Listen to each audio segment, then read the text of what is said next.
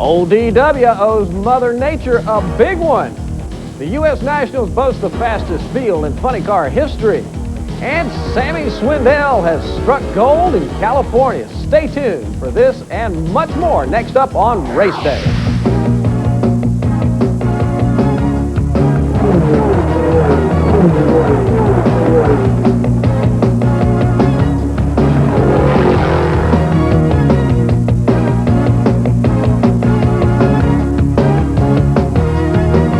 Hello everybody, I'm Pat Patterson. Happy Labor Day and thanks for joining us. We got off to a great start with the Mountain Dew Southern 500 where Davey Allison was going not for a much needed win but also for the Winston Million. Now the controlling network prohibits us from showing you any highlights, but Davey was within striking distance when the rains brought an end to the race on lap 298 with Darrell Waltrip the head of the field. He now has 3 Winston Cup victories this year. Second was Mark Martin. Bill Elliott salvaged the third. Brett Bodine was fourth and Davey Allison was fifth.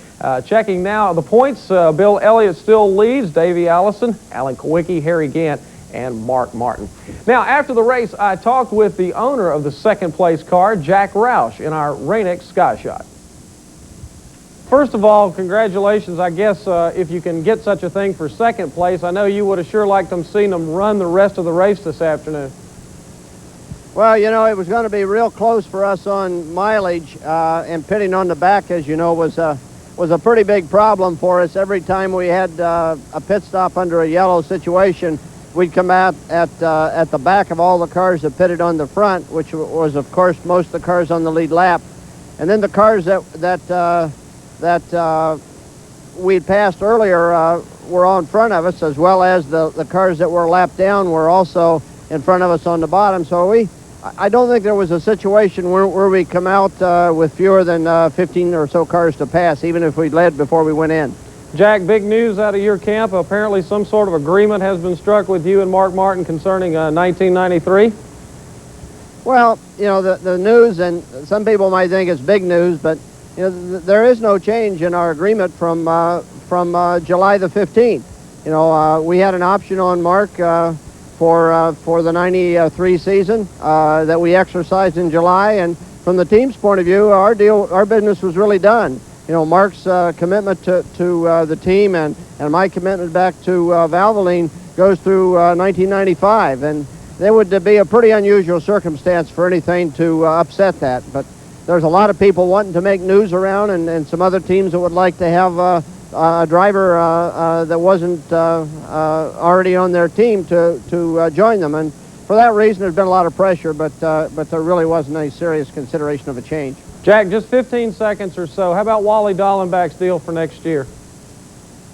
I didn't understand what you asked. Wally Dallenbach, your other car, what about that deal for next year? Is everything in place there?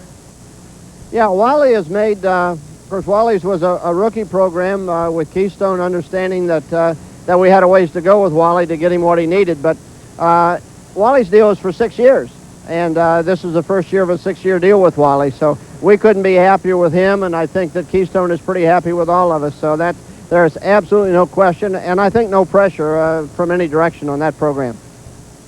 And many thanks to Jack for sticking around after the race today. Now, weather was not a factor in the ARCA Supercars Series. Bobby Boucher was looking to extend his winning streak to 3 in a row, but it was Bob Shack who took the checkers at first. Glenn Brewer was second with Jim Elliott third. Early leader Bob Strait was fourth, and Boucher was the last car on the lap with the leader for a 5th place finish. Now, yesterday, the Busch Grand National Series also ran at Darlington for the Gatorade 200. It was also a great day for another Waltrip, and I talked with him a bit earlier. Well, Michael, congratulations on just a stellar performance in the Busch Grand National Show, the Gatorade 200. You look like you knew when to move, where to move, and it all worked. Well, it was a tough race. There was a couple of real fast cars, but you know, we made good decisions in the pits. Our strategy worked out real well. I was patient all day long. I knew I had a car capable of running up front, and just took it a little while to get there from the 15th starting position. But in the end, everything worked out. Was able to put a little move there on Dale and get by him with a few laps to go and win the race. Certainly very special to win here at Darlington. It's also the first points-paying race that I've won for Pennzoil since they sponsored us. You know, we've won the Winston Open a couple of times, but to win this Busch Grand National race this weekend was a lot of fun and real special. Looked like the car just would go anywhere you wanted it to in turns 1 and 2, and then you kind of had a handful down in 3 and 4, but that worked to your advantage in getting around Dale. Well, 1 and 2 is a real corner where you can make up a lot of time on some guys. My car would go right around the bottom, and it would stick well coming off the turn, and I was able to use that to get by him. And like you said, the car was pretty loose in 3 and 4, so I had to kind of hold my breath as I came through there, but it all worked out. As far as more races for the Fenzol Busch Grand National machine, have you got some more scheduled the rest of this year? This was the next last race. We're going to run Charlotte in October, and that'll be all the Busch Grand National races this season. Looking forward to running 10 or 12 more in 1993, however. It was a Waltrip weekend in Darlington. All right, some outlaws made off with some all-star prize money last night. Stick around, we'll show you how when we come back.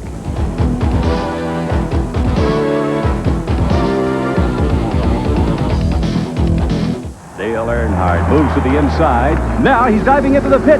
Let's go down to Bob. Earnhardt's pulling in the pit. I'm going to try to get a word with him. Dale, why are you stopping at the GM dealership? The fast or free guarantee. Fast or free? Yep, my GM dealer does a complete GM oil change and lube in 29 minutes or less, or the next one's free. Whoop, gotta go. And Earnhardt's back in record time. Your GM dealer's serious about putting service back in the service department. So come in for a Mr. Goodwrench Quick Lube Plus oil change. For nearly 50 years, car owners have used Gum-Out fuel system cleaners to help eliminate hard starts, hesitations, and stalls. And there's Pennzoil quality in every product, which is why so many people know they can trust Gum-Out to improve engine performance, help eliminate hard starts, hesitations, and stalls. Gum-Out, solutions to engine problems, from the people at Pennzoil. Samson, darling, that old loincloth does nothing for you. It's comfortable, Delilah. What should I wear? Ribbed whites? From Fruit of the Loom. They feel great! For extra comfort and style, pick Fruit of the Loom Ribbed Whites. Jim Ward has found a fountain of youth, and he keeps it in his garage. It's Armor All protectant. It prevents his tires from fading and aging. There is a fountain of youth, and we own the patent, Armor All. One of these engines was filled with Castrol Syntec, a new synthetic oil. The rest with conventional oils. They were then drained and started without oil to prove a point. You see, Syntec's unique molecular structure bonds to engine parts.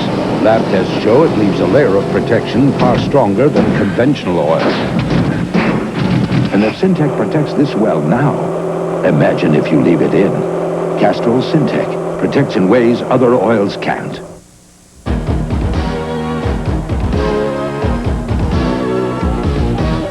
Welcome back, everybody. Later in the show, we'll have the World of Outlaw highlights from California, but some of the Outlaw regulars remained in the Midwest and ran the Club All-Star race in Ohio. Here are the highlights from last night.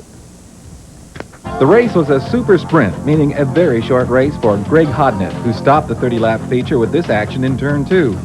The restart was no better when the pack anticipated the green, and front row sitter Keith Kaufman could not get his mount to stick to the racing groove, and the wall did terminal damage to his racer. Now, all of this happened before the 5th lap. The green finally came out, and Ron George, the leader through the early action, became a victim of the yellow flags as they erased his lead. And number 4, Bobby Davis Jr., a World of Outlaws regular, got a jump and got first place on the restart.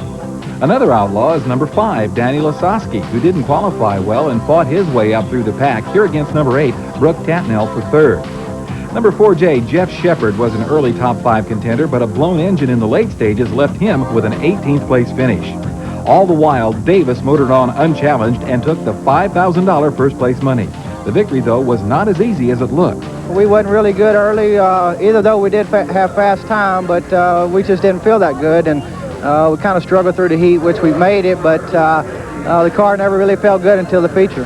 Lasowski finished 2nd. Tatnell was 3rd. Early leader George was 4th, with Joey Allen in the 5th spot. All right, modified midget fans got their fill of action with a doubleheader of racing this weekend during the 24th annual Budweiser Classic at Oswego, New York. Here are those highlights. A purse of $75,000 was up for grabs in the Budweiser Modified 200. The start of the race saw pole sitter Jeff Bullard jump out to an early lead. As the field began to sort itself out, it was Fuller and the number 25 of Jan Leedy who went side by side for several laps, both trying to secure the top spot.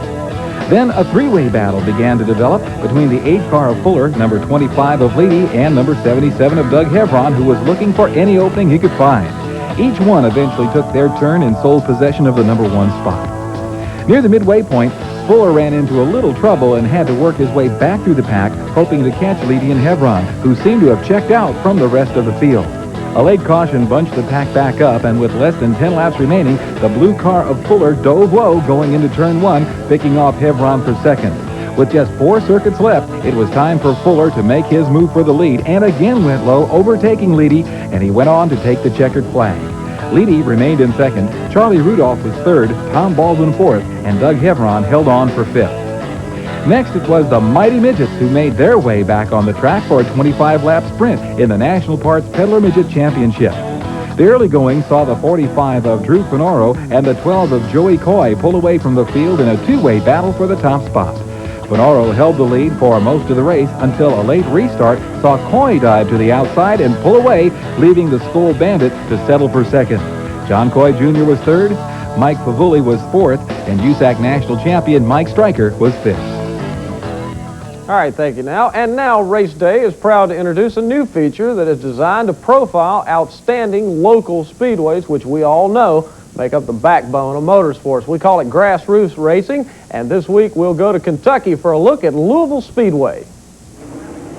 Andy Vertrees, who was an 18-year veteran of the Louisville Fairgrounds Speedway, got together with Kenny Stilger in April of 1988 to form the Louisville Motor Speedway. This 3/8-mile short track has one division some fans may have never heard of. It's called figure 8 racing, and as you can see, it's a different kind of competition close to a demolition derby, where the hardest part of the race is keeping your entry going in the right direction. There are 2 divisions sanctioned by the Winston Racing Series, Sportsman on Friday night and Late Model on Saturday. Other series include USAC Midgets, the Race of Champions, then there's the local Bombers, Mini Stocks, and as we told you earlier, the Figure 8 Challenge Series. The Louisville Speedway has an average attendance of over 10,000 fans weekly. During their 6-month season, they have over 50 events, as well as music concerts. The goals of the Louisville Speedway are pretty simple. If you keep 95% of the people happy and 75% of the drivers, you'd be successful in this business. The biggest challenge is to keep people on the seatboard. Drivers like Frank Kimmel, a rookie in the ARCA Series, and Charging Charlie Glotzback have competed there, along with the host of ASA and All-Pro drivers getting their first taste of racing fever. That figure 8 thing scares me to death. All right, when we come back, we'll have highlights of today's event. Within an event, the Big Bud Shootout. Stay with us.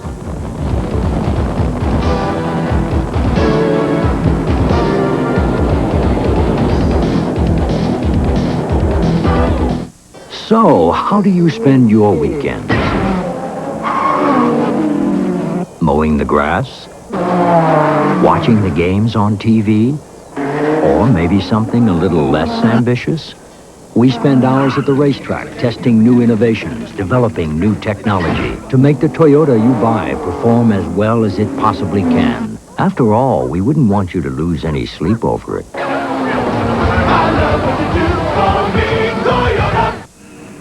One of these engines was filled with Castrol Syntec, a new synthetic oil. The rest with conventional oils. They were then drained and started without oil to prove a point. You see, Syntec's unique molecular structure bonds to engine parts. Lab tests show it leaves a layer of protection far stronger than conventional oil. And if Syntec protects this well now, imagine if you leave it in. Castrol Syntec protects in ways other oils can't.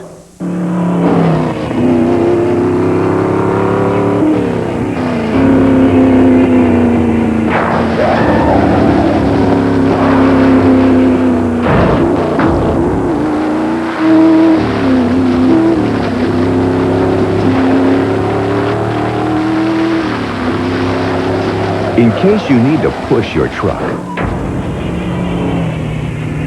Yokohama high-performance light truck tires. Banana George Blair does a pretty good job of staying young. We just help him out with the dash, seats, and tires of his car. There is a fountain of youth, and we own the patent, Armor All Protectant. Napoleon, what with your hand in the jacket? People are talking. Josephine, my briefs are killing me. Oh, I have just the thing. Fruit of the Loom. Hey, c'est magnifique, eh? For classic comfort, pick Fruit of the Loom briefs.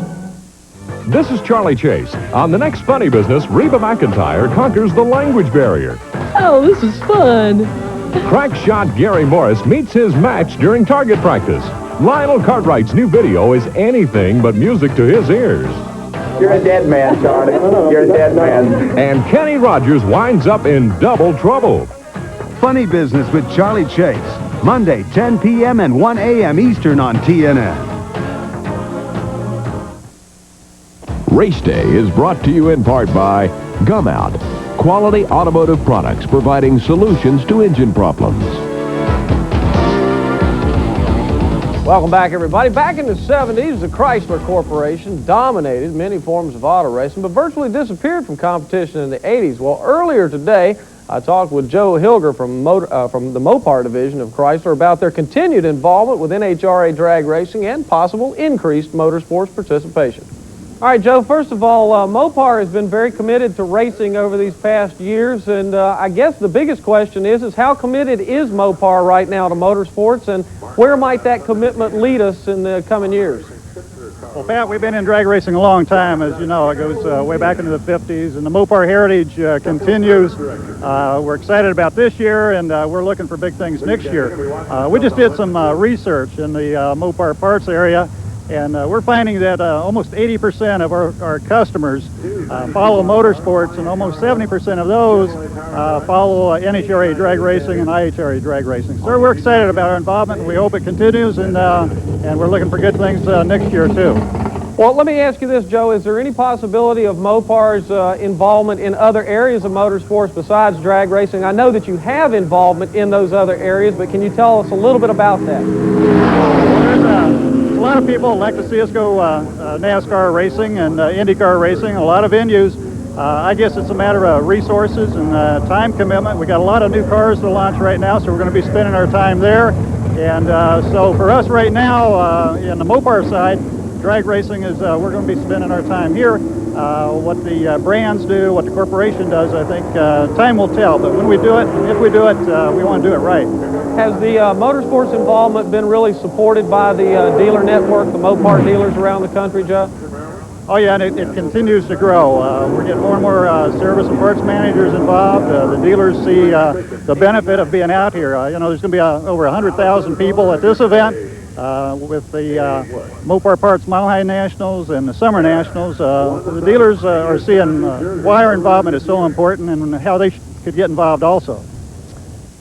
And our thanks to Joe Hilger. Well, qualifying for the final rounds of the U.S. Nationals continued today in Indianapolis, but the funny cars were competing for something more valuable. They were trying for the gold at the end of the strip of the Big Bud Shootout. This special event for funny cars takes the top 8 qualifiers from the last 17 events, and they compete in a shootout. The winner would get $50,000. The others don't. The shootout came down to John Force and Al Hoffman. Both of them smoked their tires, and John Force crossed the center line, which gave the bag of money to Hoffman. The odds are real good that these two will face off again in tomorrow's funny car final, since Force is the top qualifier and Hoffman qualified third.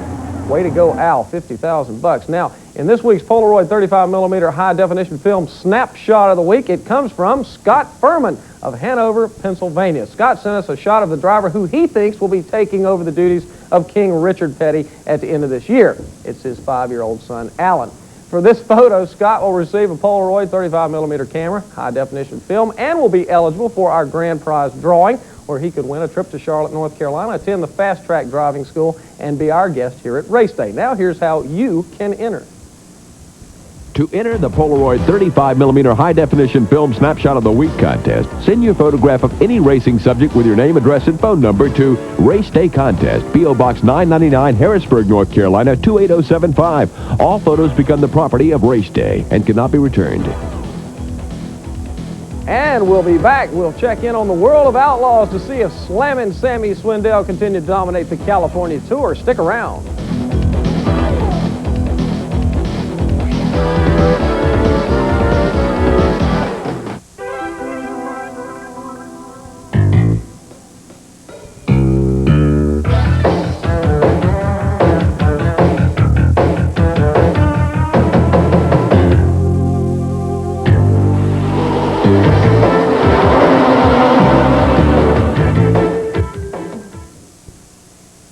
Eagle One Wheel Care products are exclusively recommended by the world's leading wheel manufacturers. Splitfire earned a United States patent. Splitfire doesn't look like any other spark plug. And the patented Splitfire doesn't work like any other spark plug. 5 extra horsepower by merely installing these plugs. Quicker in the quarter mile. A 4.8% gain in mileage. There's nothing like a Splitfire. You'll get more power and more mileage, or your money back. Get the guaranteed Splitfire advantage at leading automotive stores from coast to coast. One of these engines was filled with Castrol's Syntec, a new synthetic oil. The rest with conventional oils. They were then drained and started without oil to prove a point. You see, Syntec's unique molecular structure bonds to engine parts. Lab tests show it leaves a layer of protection far stronger than conventional oils. And if Syntec protects this well now, imagine if you leave it in. Castrol's Syntec protects in ways other oils can't. Some people say it's impossible to tell where the flesh and blood stops and the machine begins. But it really doesn't matter. Because whenever you put Ivan Ironmans to it, together with a Toyota truck, you know where they're gonna finish.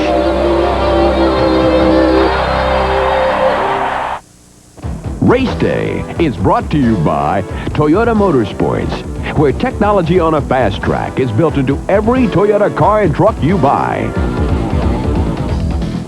Welcome back, everybody. Well, the IMSA Camel GT Series had a few days off before the final 2 events of the year, and before they head to their next event, October 4th in Phoenix, here are the GTP point standings. In their Toyota IMSA report, Juan Fangio II has a comfortable lead over second-place challenger of Davy Jones. There's a tie for third at 105 points between defending Camel GT champion Jeff Brabham and Fangio's teammate P.J. Jones. And Oscar Larari rounds out the top 5 with 76 points. Now, the annual California tour by the World of Outlaws continued this week with one of the best shows of the season taking place at Hanford, California. Mark Allen has the details. Ever wonder why cameramen don't always follow the leaders at the start of a race? That's why Terry McCarroll got a new wing and made it back for the second start of the feature. With Doug Wolfgang still recovering from injuries, Sammy Swindell and Steve Kinzer are sprint car racing's big 2 and acted like it almost the entire 30-lap feature. The King's Speedway was a handful for even the best in the business, and Swindell's bout with lap traffic with 7 circuits to go gave Stevie K one of the many openings he had over the event. The King of the Outlaws jumped on it, but got a taste of his own medicine, and Slammin' Sammy was back at the helm. On the white flag lap, Kinzer hung it out as far as he dared. Too far, as it turned out, and Stevie Smith motored by into second with no hope of catching Swindell for the win. The guy pulled down and got sideways and got real slow coming off 2, let Steve go around me. And then he went into 3 and pushed right in front of Steve, so he kind of took it away from me and he gave it back, all in the same lap. So, I guess sometimes you get the luck, if he hadn't slid up, he didn't slide up when he was in front of me down there in 1 and 2, and he did in front of Steve, so it kind of evened it out. Swindell's third straight California win worth $5,200. Kinzer kept third, Steve Kent was fourth, and Brent Kading was fifth. Now, Swindell's string of wins was finally broken last night by Stevie Smith. Take a look at this. Smith takes the win. Jack Honschild was second. Kenny Jacobs was third. Lindsey Casto was fourth, and Terry McCarroll rounded out the top 5. Now, Sammy Swindell is one of the stars of sprint car racing who is out of the car, very soft-spoken, a man of very few words, but in the car, he's a fierce competitor who knows where he's going and how to get there. He drives a black car, but is partly a villain. He picks and chooses his races carefully. So you know when Swindell shows up, either the money's good or the prestige is high. In some ways, the Tennessee native has helped change the face of sprint car racing, like when he introduced an enclosed transporter a few years back. To paraphrase the commercial, Swindell feels image is almost everything. That's something that we've tried to get across for a long time as an image. I think a lot of guys are stepping up a little bit. It's a lot better than it was a few years ago. when they had open trailers and things, guys just stacked stuff everywhere and, you know, never cared. They just went to the next race and ran. But I've always tried to have to do it, I guess, the right way or do it my way, and just to show a good image, and I think some people respect that. As one of the best sprint car drivers in the country, respect is not a problem. But the 18-year racing veteran has rearranged his priorities since the birth of his son Kevin 3 years ago. Family time is more precious, and in some measure reinforces Slam and Sammy's pick-and-choose racing calendar instead of the full World of Outlaws trail. Really, they have too many races. It gets you a little too spread out, and we've looked at it from a business standpoint, I guess, that we can miss some races and cut our expenses back and still wind up with more money at the end of the year. And we can get a little better prepared. When you try to run every night almost, it's hard to keep up and keep that real edge, I guess, you know, to have everything right. So that means anytime pots of gold like the King's Royal or the Knoxville Nationals come along, Sammy Swindell will be in there digging hard for his share, and more often than not, getting it. Oh, he keeps the edge, and he keeps it sharp. Now, as we all know, South Florida was devastated by Hurricane Andrew 2 weeks ago. Well, we both were trying to put together help for all the people down there from the effects of the disaster, and an organization known as Racing Relief has been formed to help those affected. NASCAR, the Indianapolis Motor Speedway, and the Penske organization, and others have already helped with money and donated goods. If you would like more information on how you can help, please call Racing Relief at 1-800-354-3571. And that is all the time we have for this edition of Race Day, but we invite you to join us again next Sunday morning at 11:30 Eastern. We'll have highlights from both the Winston Cup and Busch Grand National races at Richmond, as well as the latest news from the IndyCar Series just before the drop of the green flag at Mid-Ohio. Until then, I'm Pat Patterson. Have a great Labor Day tomorrow, and we'll see you next week.